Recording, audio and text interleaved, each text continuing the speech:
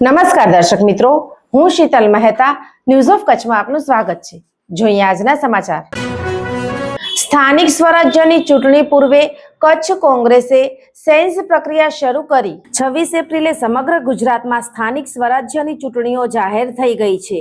ચૂંટણી પંચે બપોર બાદ જાહેરાત કરી હતી, જેને ધ્યાનમાં રાખીને કચ્છ જિલ્લા કોંગ્રેસ દ્વારા ઉમેદવારોની પસંદગી માટે સેન્સ પ્રક્રિયાનો પ્રારંભ કરવામાં આવ્યો છે।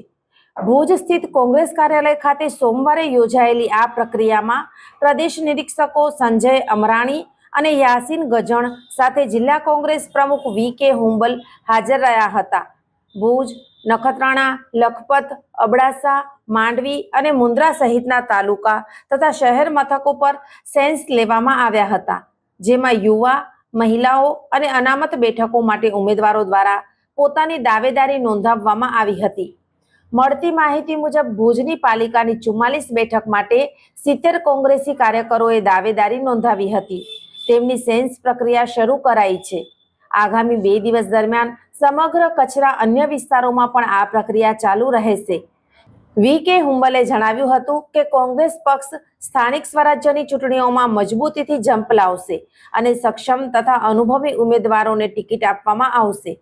ખેડૂતોના પ્રશ્નો, નર્મદા પાણી, આરોગ્ય, શિક્ષણ, વીજળી સમસ્યા, કાયદો વ્યવસ્થા, ટ્રાન્સપોર્ટ ઉદ્યોગ તેમજ ગૌચર જમીન દબાણ જેવા મહત્વના મુદ્દાઓને કેન્દ્રમાં રાખીને પક્ષ ચૂંટણીઓ લડશે।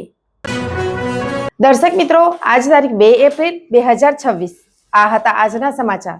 આવતીકાલે ફરી મળીશું, ત્યાં સુધી મને રજા આપશો। નમસ્કાર।